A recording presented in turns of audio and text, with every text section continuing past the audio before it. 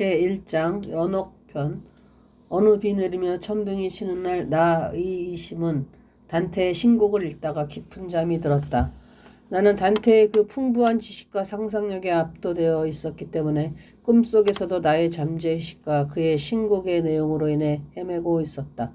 나는 꿈속에서 어떤 맹수에게 쫓기고 있었는데 내 등을 휘어잡을 것 같이 그의 앞발이 내 등에 닿곤 했다. 나는 맹수에게 잡히지 않으려고 발버둥치고 있었다. 마침 한 곳까지 도망오니 물이 없는 큰 우물이 있었는데 그곳에 굵은 칡넝쿨이 안으로 뻗어 있었다. 나는 이제야 살았구나 하고 칡넝쿨을 붙들고 맹수를 피해 안으로 들어갔다. 그런데 중간쯤 들어갔을 때 아래를 내려다보니 웬걸 큰 뱀이 나를 향해 혀를 널름거리며 내가 내려오기를 기다리고 있지 않은가. 위로 올라가자니 맹수가 있고 아래로 내려가자니 뱀이 기다리고 있어 나는 어떻게 해야 할지 알 수 없었다. 바로 그런 찰나 무언가 내 코에 떨어지는 것이 있었다. 뭔가 찐득찐득한 것이었는데 냄새를 맡아보니 향기가 있었다. 그것을 입에 대어보니 아, 이것은 토종꿀이 아닌가. 배도 고팠던 참이었기에 나는 그것을 먹기 시작했다. 그러나 그러는 동안 내가 붙들고 있는 칡넝쿨은 흰쥐와 검은쥐 두 마리가 번갈아 나오면서 쏠고 있었다. 나는 너무도 배가 고팠고 또 맛이 좋아 위에서 일어나는 일을 완전히 잊고 있었다. 그러다가 어느 순간 칡넝쿨이 끊어졌고 나는 우물 속에 나가 떨어져 버리고 말았다. 그런데 바로 거기서 나는 단테 선생을 만났다. 나는 너무도 기뻐서 그에게 평소 내가 가지고 있었던 질문부터 했다. 내가 가장 이해할 수 없었던 것은 그의 작품 신곡 중에서도 연옥에 대한 내용이었기 때문이었다. 나는 단테에게 물었다. 선배님, 연옥은 없는데 어떻게 그것을 가본 것처럼 묘사하셨습니까?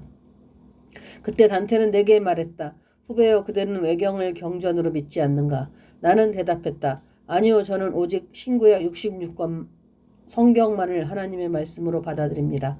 그러자 단테는 내게 말했다. 사실 나도 연옥에 가본 것은 아니고 다만 상상해 본 것이네.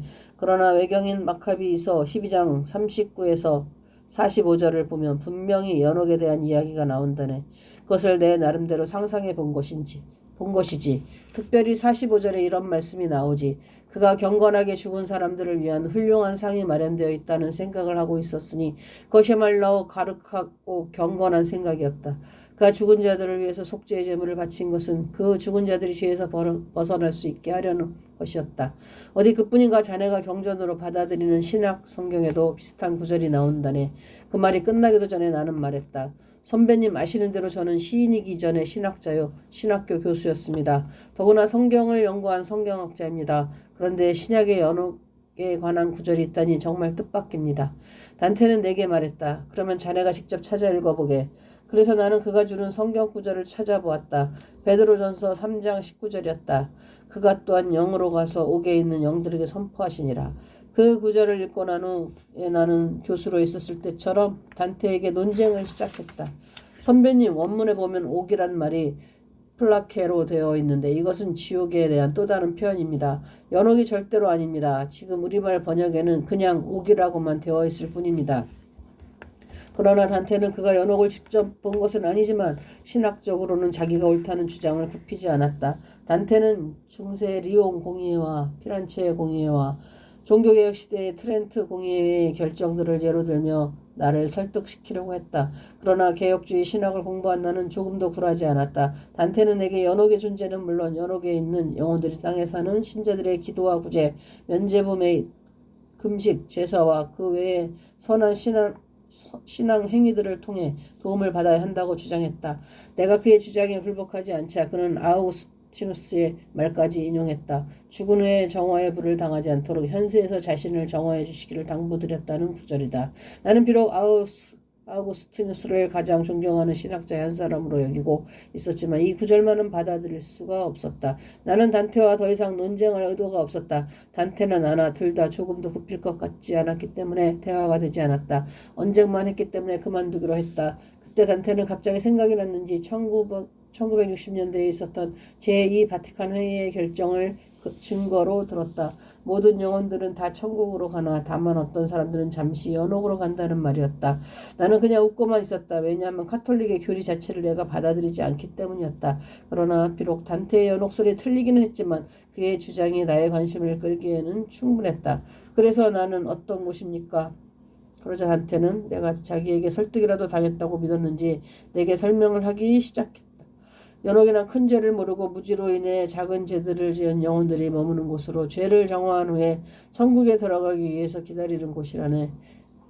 따라서 연옥에서의 고통은 일시적인 것이고 그곳에서의 고통은 모든 사람들에게 동일한 것이 아니라 각자의 죄에 상응하는 곳이라네. 중요한 것은 현세를 살아가는 신자들의 기도와 선행에 의해 연옥에서의 고통이 단축될 수도 있다는 것이었다. 나는 단테의 설명을 들으며 나도 모르게 고개를 끄덕였다.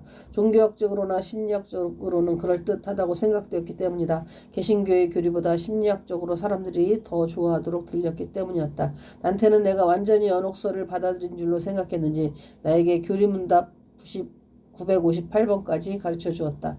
그들이 지은 죄로부터 자유로워질 수 있도록 죽은 이를 위해 기도하는 것은 성스럽고 유익한 생각이다. 그는 연옥 없이 천국과 지옥만 있다면 천국은 이미 용서함을 받았으니 용서할 필요가 없는 것이고 지옥은 영원히 못 나오는 곳이니 용서를 받을 수 없는 곳이므로 하나님의 공의 어긋난다고 주장했다. 나는 피곤해서 더 토론하고 싶지 않았다. 단테나 나 이이심 중 어느 누구도 주장을 굽힐 것 같지 않아서 나는 그와 하직 인사를 나누었다. 그때 나를 막 흔들어 깨우는 사람이 있었다. 아내였다. 여보 무슨 꿈을 꾸었어? 싸우는 소리를 하잖아. 얼마나 놀랐는지 몰라. 나는 혼자 씩 웃으며 응 그런 게 있어 하고 즉각적인 대답을 피했다. 내가 아내에게 나의 꿈을 말해보았자 그건 개꿈이야 하고 핀잔만 줄 것을 알았기 때문이었다. 며칠 후 나는 다시 단테의 신곡의 나머지 부분을 읽다가 또 잠이 들었다. 그가 쓴 천국과 지옥이 내가 꿈속에서 본 것과 너무도 달라. 나는 내가 읽고 듣고 본 것을 기록하기로 하고 펜을 들었다. 왜냐하면 단테가 쓴 지옥과 천국은 마치 고전을 읽는 것처럼 지루하고 전혀 현실로 느껴지지 않았기 때문이었다. 그것이 바로 내가 이 책을 쓰게 된 동기다.